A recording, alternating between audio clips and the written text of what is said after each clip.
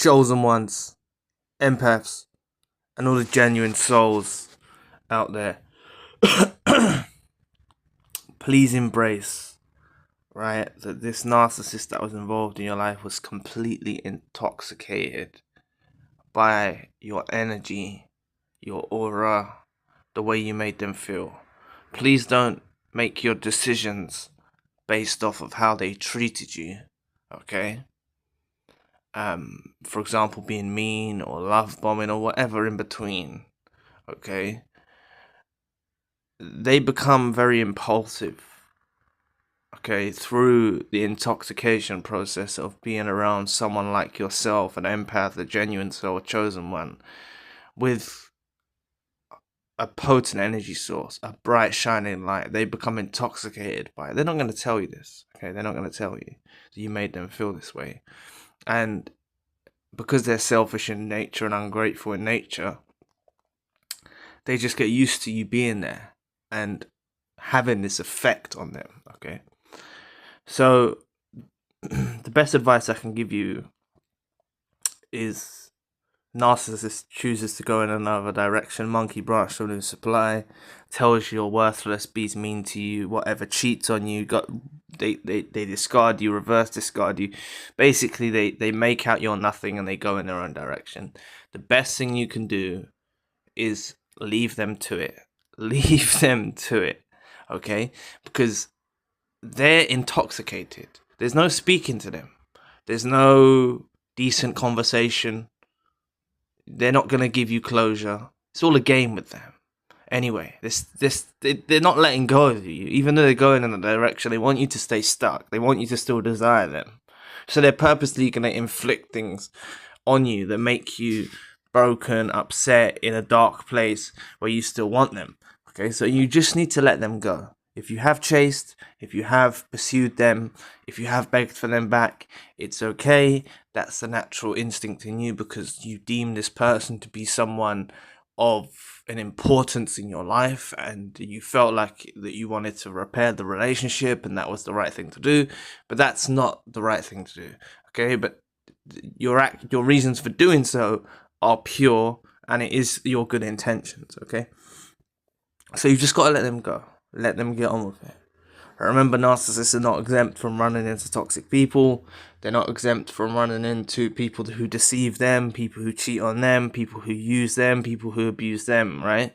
And that might even trigger some of you now because you might not even want them to run into that situation. You might want to protect them. Some of you might. But you need to let them go in that direction to get the realization, okay?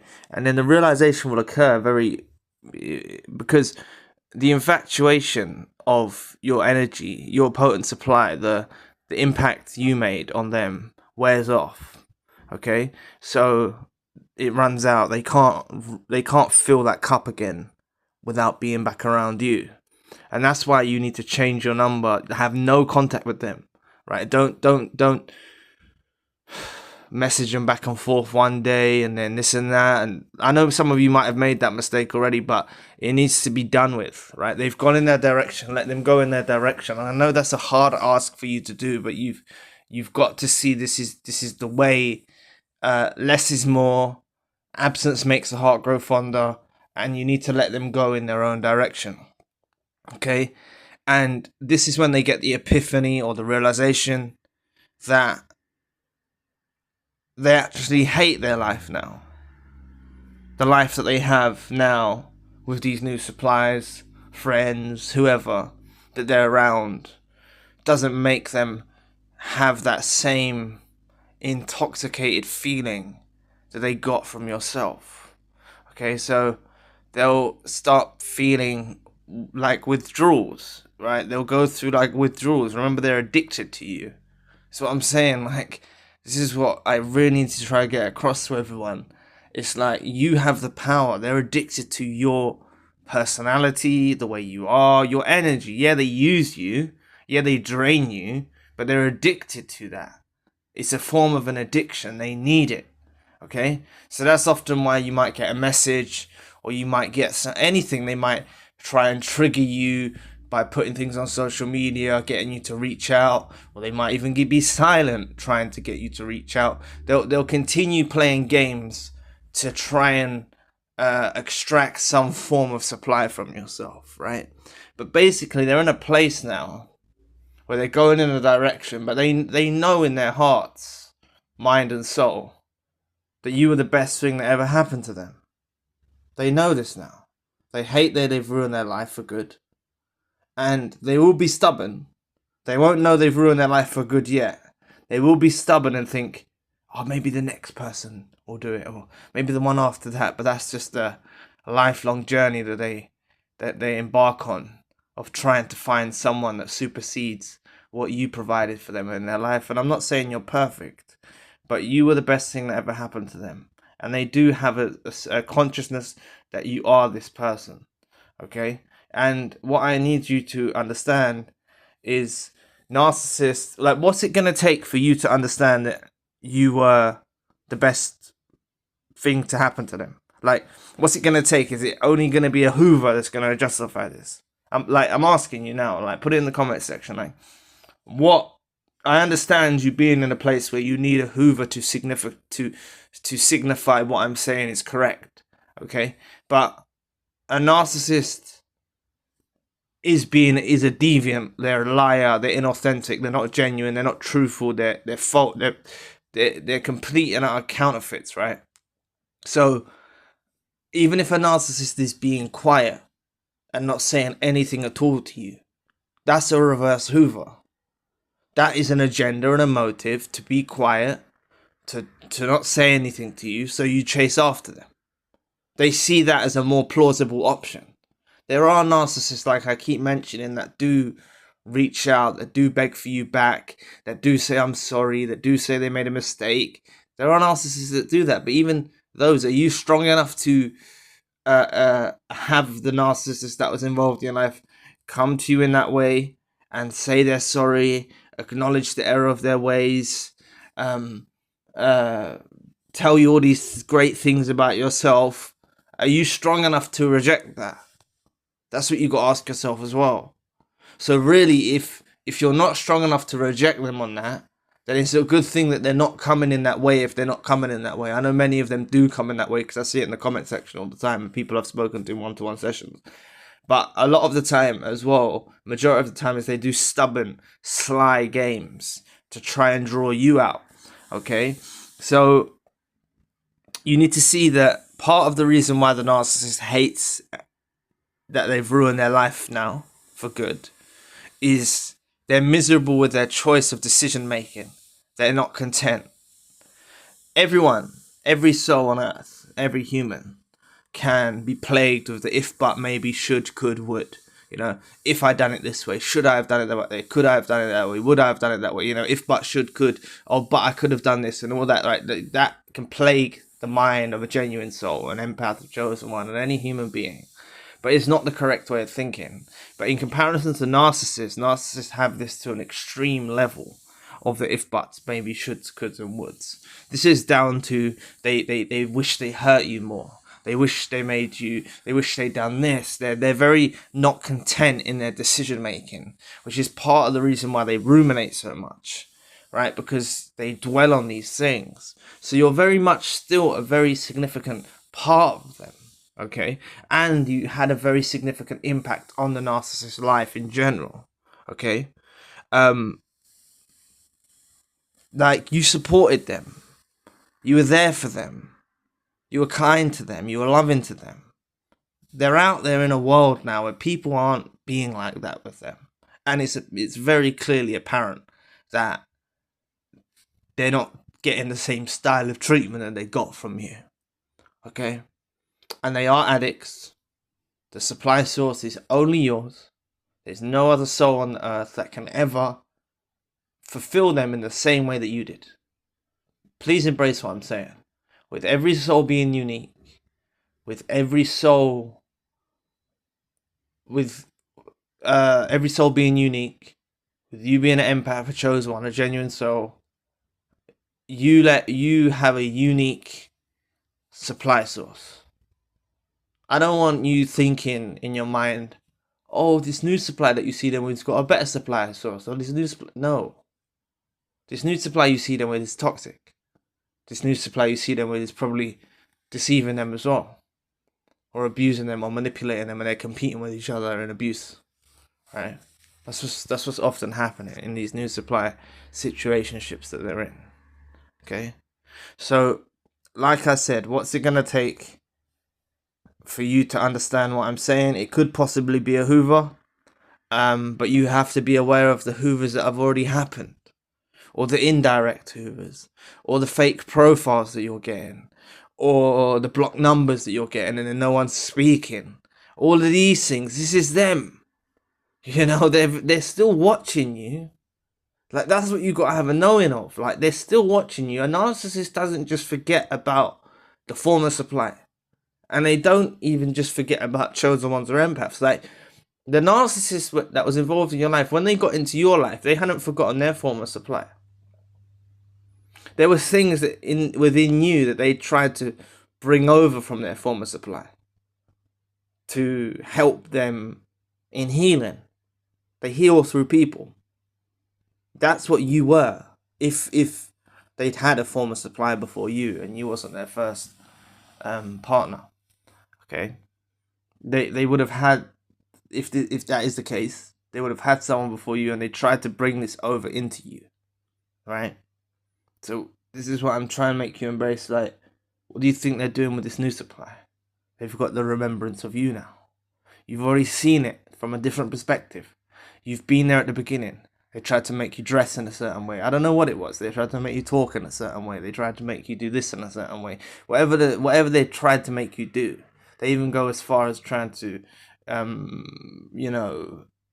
get the new supply to do things that they used to like in the bedroom and things like that, right? That's what narcissists involved in your life will do. They'll even go that low and do things like that, right? But they did get a consciousness and awareness that you are different, and really by being with you, it made them so intoxicated, like I said in the beginning segment, that they made an impulsive decision, a very what's the word I'm looking for? They make impulsive decisions. There's another word, it's just on the tip of my mind. I can't get it out. Unstable, it could be. There was another word, but I'll say unstable. They're very unstable, unpredictable. They are impulsive, right? And this is why they go in the way that they go in. Okay, this isn't a good path they're on. You don't need to be envious of the path they're on. You don't need to. See what I mean? So you are the best thing that happened to them. They have consciousness of that. They know that, and they try and fight that feeling with distractions. Could be alcohol, could be drugs, could be a new person, new supply, right? They try and block out reality, but in the core of them, in their inner world, they know what they've done to you. It's very difficult for them to try and approach you again, especially when you were discarded or reverse discarded. It's hard for them to come about you in a way, like, without the fear of rejection. That's one thing they don't want. They don't want rejection, right? So they're kind of like coping with the fact that possibly you're still desiring them and you still want them, and they're waiting it out, you see, to see if you reach out. Don't none of you reach out though. Focus on you, right? Take this as a blessing that it's ended, and it has. Have a knowing. They hate their life. They hate what they've done to their life. They had everything. They had someone who supported them. They had someone who was kind to them. They had someone who was genuine. They had everything they wanted. They're not hitting those same heights anymore. With the neurological chemicals being released in their brains and stuff by being around these other people, whether it's friends, colleagues, romantic new supplies, whoever they're with, they're not getting that same feeling that they got with you. So they hate that they've ruined their life for good, right? Everything, the energy that you had was with them when they first went, but it fades out, it dies out. And that was what was making them feel so good in this new endeavor they were partaking in, right? So you are the best thing that ever happened to them. You need to have a knowing of that, You need to have a knowing of that. Like, people ain't gonna do what you did out there. You know it. You've seen how the world is. People don't behave like you, right? I speak to a very select, niche audience. Genuine souls, chosen ones, and empaths. It's not as many of you as there is as narcissists and toxic individuals, right? So, like I said, they're very miserable in their decision making. They probably wish they hurt you more.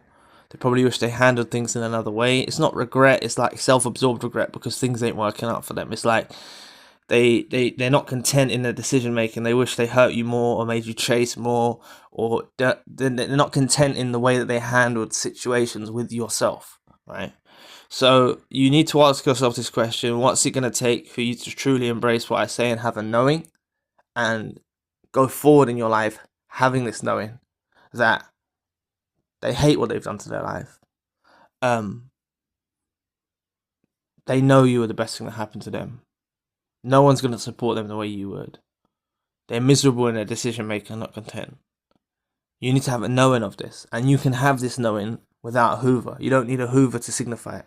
Why do you need a fraud, counterfeit, phony, fake that lies through their teeth at every given moment, to tell you, like, to come back to you and tell you, oh, they're sorry, they shouldn't have done it, and try and Hoover you back in that way?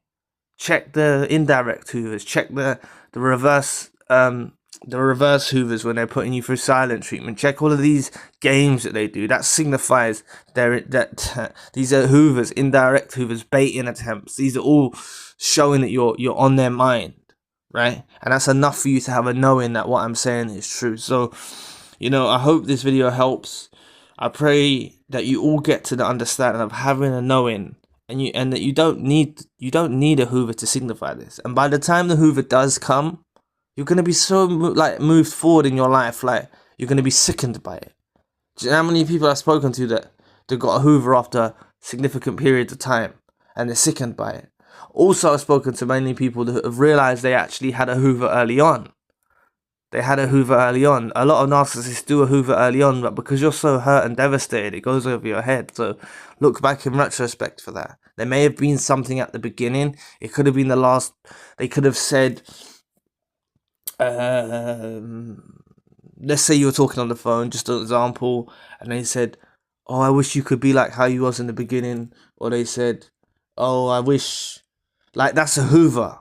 That's to draw you out. A Hoover is to draw you out. It's a temperament checker. It's testing your temperament and seeing how you respond. That's what a Hoover's about. Hoover's, I know it might feel like it's validating you, but they're still running an assessment and an analysis on you. That's what the Hoover's about. They're studying you. They're testing your temperament. Okay, so if the narcissist has full consciousness because you're messaging them every day, telling them how hurt you are, telling them how much they ruined your life and this and that, right? They don't need to do a Hoover. They don't need to test your temperament because you're feeding them, right?